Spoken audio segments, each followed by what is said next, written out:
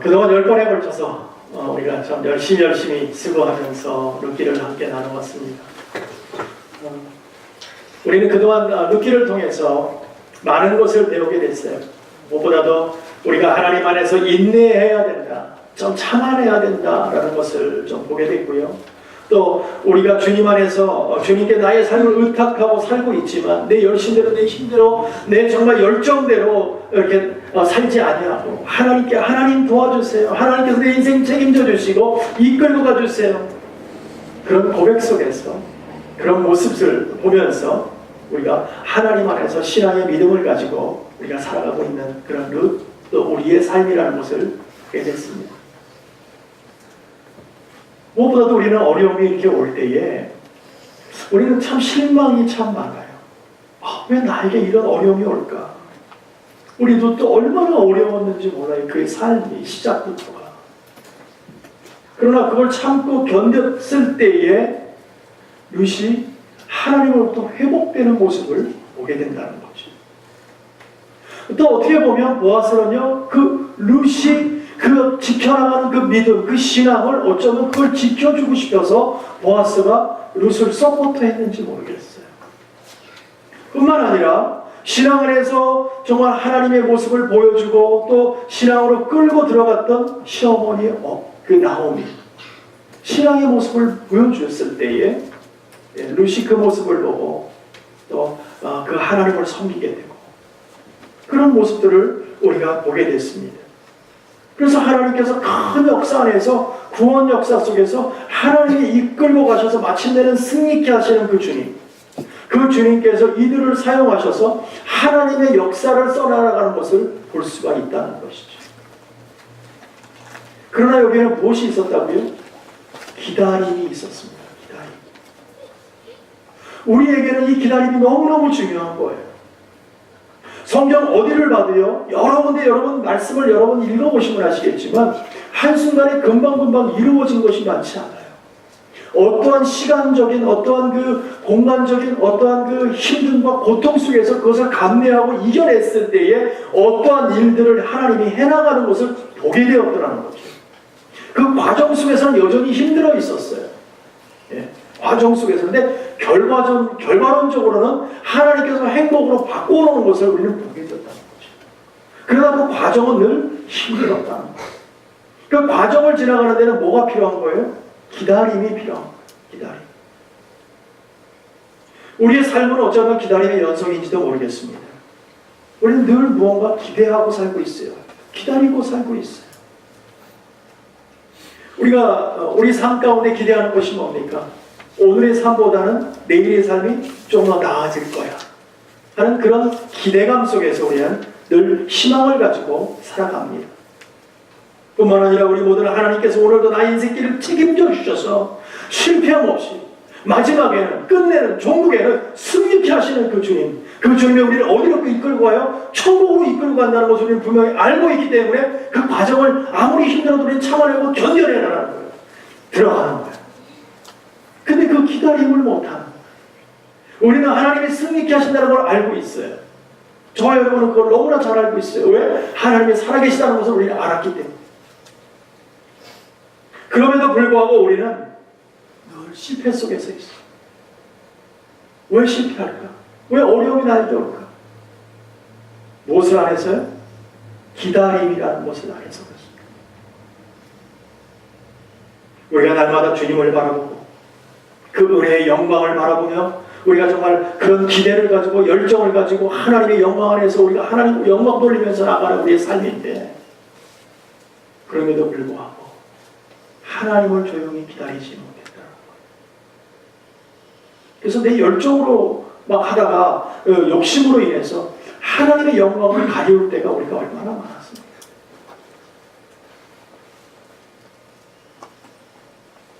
우리는 언제나 그러지요. 하나님, 이제 내가 하나님 사람 됐습니다. 하나님 사람 됐기 때문에 이제는 하나님이 원하시고 기뻐하시는 일만을 이제 하면서 살겠습니다. 우리는 그렇게 다짐도 합니다. 그렇게 맹세도 합니다. 그러면서 이제 세상의 모든 것, 지혜와 지식과 물질과 이 모든 것을 이제 하나님 앞에서 내가 배설물처럼 다 버려버리고 오직 하나님만 섬기겠습니다 라고 다짐한 것이 우리들 아니었냐는 거죠. 근데 시간이 지나서 보니까는 그게 다 없어져 버렸어. 어디 갔는지 모르겠어요. 분명히 그렇게 고백했는데 하나님 제일이라고 얘기를 했는데 이제 더 이상 내 거 없습니다. 하나님 이제 모든 것이 하나님의 것입니다. 하나님께서만이 나의 열정의 주인이시요 나의 삶의 주인이시요 나의 모든 것이고 나의 인생을 책임져 주실 분이고 이런 열정 갖게 하시는 것도 하나님이신 줄로 믿습니다. 우리 고백했는데 얼마 지나지 않아서 그 고백은 온데간데 없어지고요. 세상의 욕심으로 가득 차서 내 열정대로 내 인생길을 끌고 가는 것을 볼 수가 있다는 것입니다. 우리는 하나님 앞에서 말씀대로 살겠다고 내 인생을 맡기며 살겠다고 얼마나 많은 고백을 했습니까? 그러나 나의 이기적인 생활 때문에 얼마 가지 못해서 다 내려놓고 말았어요. 왜 그랬을까요? 왜 이런 일이 일어날까요? 주님을 기다리지 못해서 그래요. 주님을 기다리지 못해서 그래요. 보이지 않는 주님이기 때문에 무작정 기다리는 것은 내가 뭔가 손해를 보는 것 같고 바보 같다는 생각이 드니까 우리 마음 가운데 하나님을 기다리지 못하는 하나님과 함께 한다는 것은 마치 신기루를 잡는 것처럼 보여지고 뜬구름을 잡는 것 같고 허상을 우리가 쫓아가는 것 같고 뭐 좀 헛다리 잡는 것 같아. 그런 생각이 들어오기 시작하는 거예요. 그러니까 기다리지 못하는 거예요. 하나님이 현저에서 우리가 탁 보여주고 딱 계시다 그러면 실족한 사람이 아무도 없을 거예요. 근데 그렇지 않으니까 하나님을 믿는다고 하더라도 그 하나님이 내 눈에 보여지지가 않으니까 허상을 쫓아가는 것 같이 느껴지는 거예요. 그러니까 불안해지기 시작하죠. 이런 마음이 우리에게 들어오면요 얼마나 불안해지는지 모른다. 왜요? 세상 속에서 자신만 뒤처지는 것 같으니까. 세상을 앞으로 가는데 자기는 거꾸로 역행해서 가는 것처럼 느껴지니까. 마치 행복을 빼앗기는 것 같고 물질도 벌어야 되는데 물질도 멀리 떠나버리는 것 같고 나의 모든 것이 역행해서 가는 것처럼 딱 느껴지니까 그때부터 막 불안해지기 시작합니다. 이걸 어떻게 해야 되나? 내가 정말 이걸 잘하고 있는 건가? 내가 정말 하나님 안에서 올바로 하고 있는 건가? 막 그런 고민이 온다는 거예요. 그럼 어떻게 됩니까? 더 이상 기다리지 못해요. 기다리지 않습니다. 왜냐하면 조급증이 우리 마음 가운데 딱 들어오면 불안해지기 시작합니다.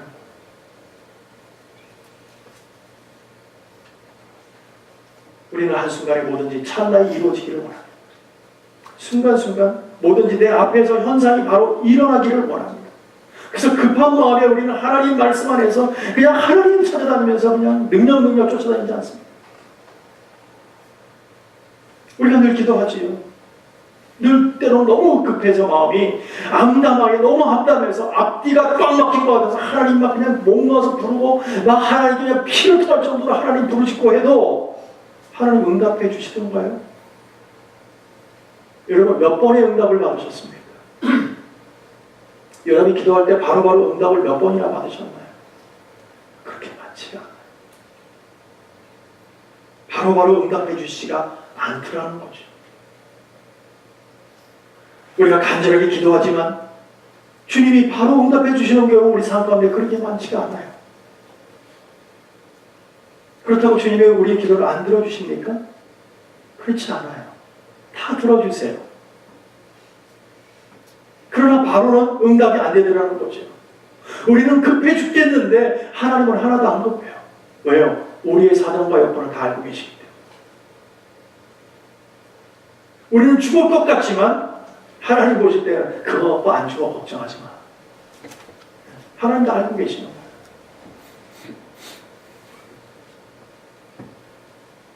여러분 우리가 이렇게 한번 생각해 보세요. 우리가 기도합니다. 너무너무 힘듭니다. 하나님 이 문제 너무나 큰 문제입니다. 이걸 어떻게 해결해야 됩니다. 내 힘으로는 하나님 이 문제 해결해 주세요. 내가 그동안 하나님만 혼자 몸으로 있었던 게 아니잖아요. 시어머니를 잘 봉양하지 않습니까? 그런 귀한 사랑을 가지고 참고 기다리던 룻이 결국은 다윗의 족보에 올랐다. 귀한 복의 근원이 되었다는 것이죠. 여러분, 어려움을 극복하고 참고 기다리며 인내하며 주님을 신뢰하며 나갈 때에 분명한 하나님의 복이 바로 우리를 통해서, 바로 여러분을 통해서 나타나게 하신 줄로 믿습니다. 그렇기 때문에 우리는 그 믿음의 소망을 가지고 나가는 거예요. 하나님께서 원하시는 삶이 뭘까? 우리가 그것을 좀 날마다 기억하면서 가야 된다는 것이죠. 오늘 룻은 원래 이방 여인이었어요. 이스라엘 총회에 들어올 수 없는 여자였습니다. 아니, 어쩌면 그 바운드 안에 들어오지도 못했어요. 같이 접촉도 안 했어요. 같이 식사 자리도 안 했던 사람들이에요. 그런 이방 여인이었어요. 그런 이방 여인을 들어서 하나님은 쓰시더라는 거죠. 그렇게 인정받지 못하고 너무나 힘든 가운데 있는 그런 한 여인이지만 그가 하나님을 바라보고 하나님의 사람으로 하나님께 영광 돌리며 나갈 때에 그 여자를, 그 여인을 하나님께서 들어 쓰시더라는 것입니다. 여러분, 누가복음 10장에도 그렇잖아요. 뭐라고 말씀하면 보라, 나중된 자로서 먼저 된 자도 있고 먼저 된 자가 나중된 자가 될 수 있다고 말하고 있잖아요.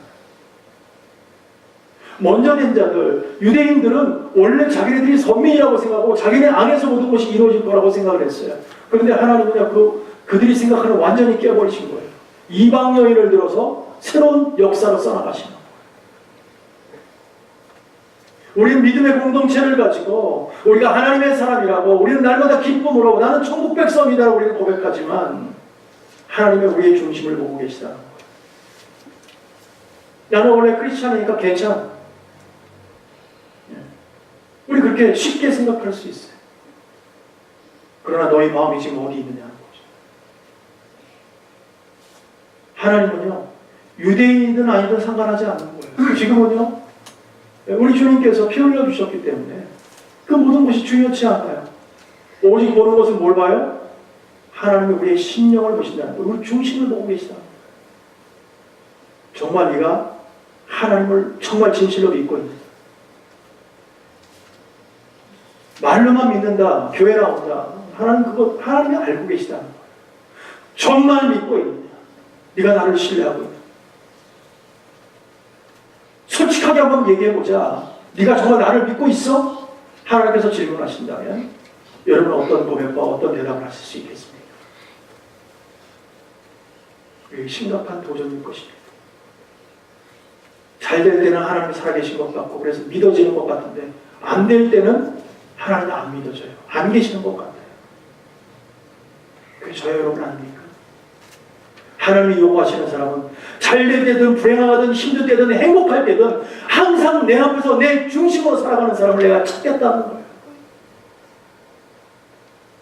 그랬을 때에 하나님께서 놀라우신 크신 은혜로 세움받게 하신다는 것입니다.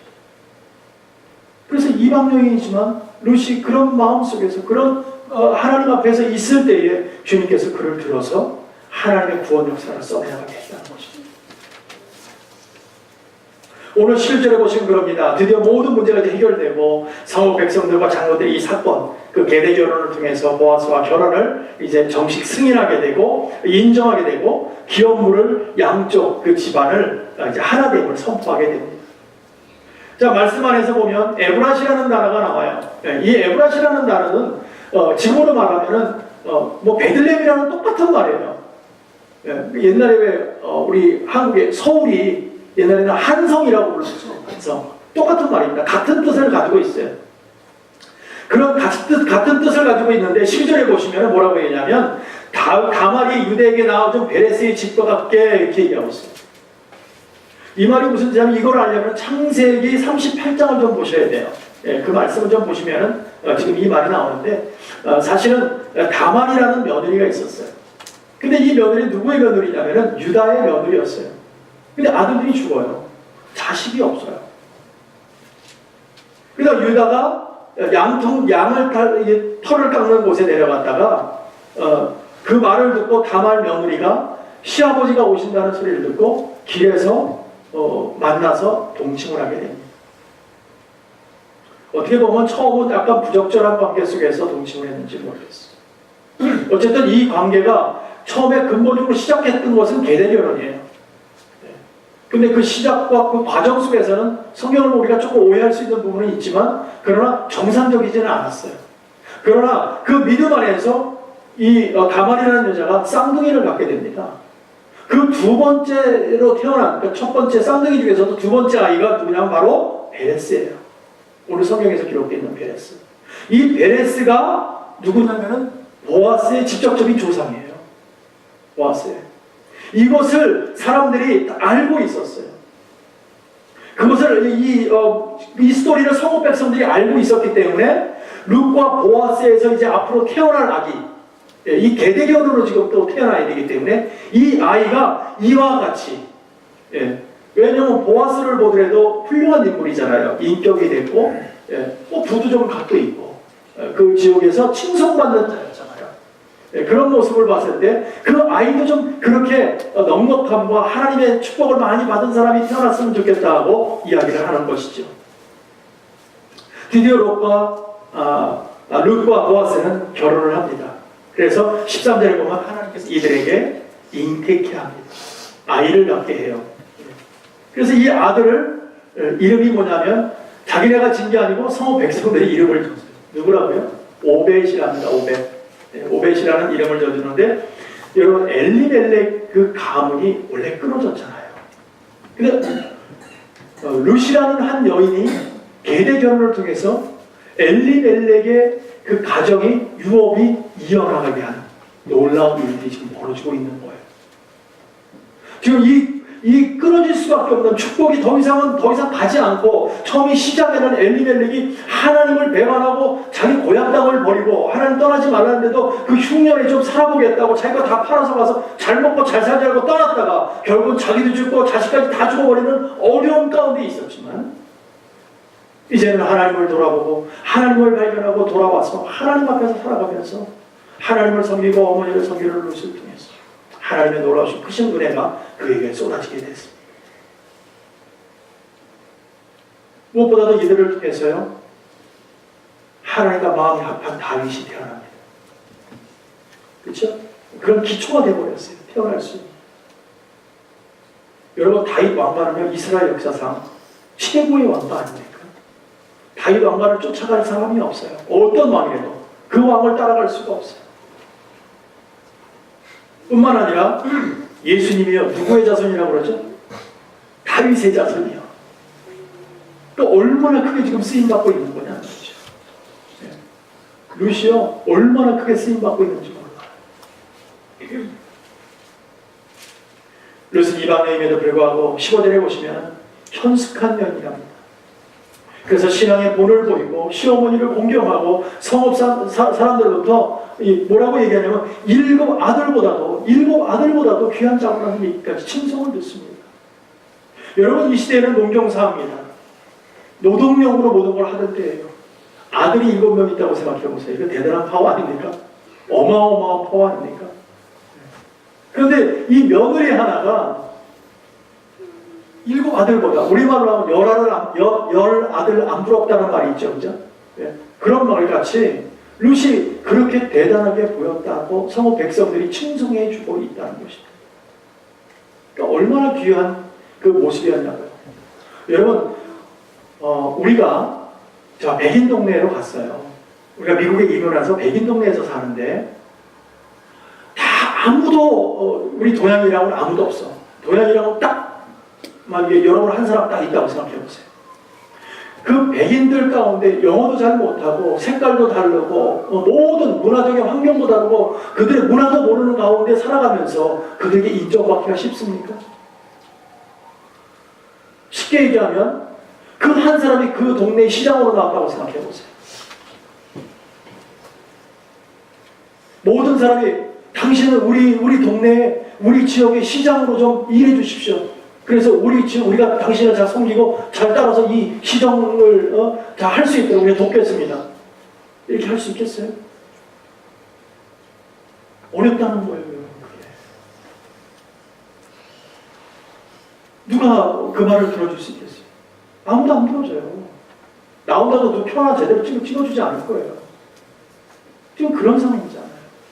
이방인이냐, 더군다나 선민이 아닌 이스라엘 백성 유대인들이라는 그런 가장 큰 어떤 그런 가슴 속에 정말 그냥 내가 하나님의 사람이라는 것을 갖고 있던 사람들 안에 이방인이 들어가서 칭송받고 그 지역에서 와 떠받들 수 있는 이런 여인이 된다는 게 보통 일이냐고요.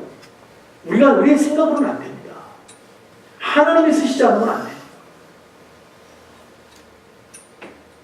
얼마나 놀라운 일이 지금 벌어지고 있는지를 여러분 간접적으로 좀 아셨으면 좋겠어요. 여러분들이 백인 사회에서 거기서 여러분들이 두각을 나타난다는 생각이 들었어요. 얼마나 힘든 일입니까?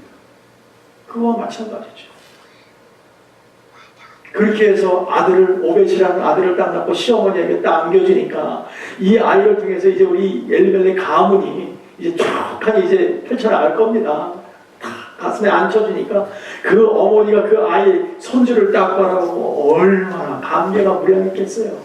생각만 해도 그냥 막 웃음이 절로 날 거. 나는 이제 죽어도 여한이 없다. 그 말 안 나왔겠어요? 너무너무 행복감이 있었을 것입니다. 이렇게 주 안에서 모든 것이 회복되고 아름답게 하나님의 말씀이 루키가 맞춰지는 것을 봅니다. 여기에 뭐가 있었다고요? 기다림이라는 것이 있었어요. 우리가 하나님을 믿고 의지하면서 갈 때에 우리는 기다림이 있어야 됩니다. 오늘 우리에게 주시는 말씀 속에서 하나님께서 우리에게 오늘 어떤 말씀을 우리에게 허락하실까요? 도대체 우리에게는 어떤 것을 요구하고 계실까요? 룻과 같이 부모를 잘 섬기는 마음, 그런 사랑의 마음이 우리에게 있기를 원하실 거예요. 또 무엇보다도 신앙을 주 안에서 지켜나가기를 원하실 거예요. 흔들리지 말아라. 한껏 세상 것 때문에 마음 빼앗기지 말아라. 내가 그 모든 것, 내가 팔이 짧아 못 도와주는 것이 아니지 않느냐. 또 하루아침에 행복해진 것이 아니라는 것을 기억해 주셨으면 좋겠어요. 얼마나 외로웠습니까? 젊은 나이에 과부가 돼서 자신의 고향으로 가지도 못하고 시어머니의 고향, 그것도 그들 속에는 감이 잘 들어가지도 못하는 그런 어려움 속에 있음에도 불구하고 그 안에서 열심히 정말 빈곤과 고난과 가난 속에서 헤매고 그냥 어려운 배고픔을 굶주리고 있으면서 그거 씨앗 하나 벼다 나단을 좀 주워갖고 펴 먹고 살려고 했던 그거 아니었습니까? 그러나 하나님 앞에 나아갈 때에 결국 고난이 행복으로 바뀌는 놀라운 축복의 길이 열리게 되었다는 것입니다. 저와 여러분이 이런 복을 받기를 원합니다. 우리가 정말 믿음 안에서 걸어갈 때에 세상을 이길 힘이 주님으로부터 공급받은 줄로 믿습니다. 그렇게 되면 우리가 행복해지는 거예요. 넉넉해지고요, 이 지역을 돌아볼 수 있습니다. 그러니 우리가 주 안에서 노래를 받아야 돼요. 큰 복 받아야 돼요. 그렇지 않고서는 주가 보이지 않을 거예요. 추수감사절은 여러분에게 잠깐 설교했었지만 하나님을 발견되고 내가 하나님 앞에 사랑받고 있다는 걸 느껴져야 돼요. 그래야 내 자신이 보여요. 그래야 주변을 보이고 주변을 도울 수가 있는 것입니다. 우리 분명히 믿음 안에서 가면요, 하나님께서 우리에게 어떤 현상을 허락하세요. 어떤 현상을 우리에게 허락하시냐면은 사랑의 마음에 우리 마음 가운데 열매가 나타나게 돼 있어요. 하나님의 사랑으로 가득 차면 그 현상으로 나타나는 그게 우리 마음 가운데 열매로 나타난다. 그래서 갈라디아서 5장에 보면 사랑과 희락과 화평과 오래 참음과 자비와 양성과 충성과 온유와 절제가 우리에게 나타납니다.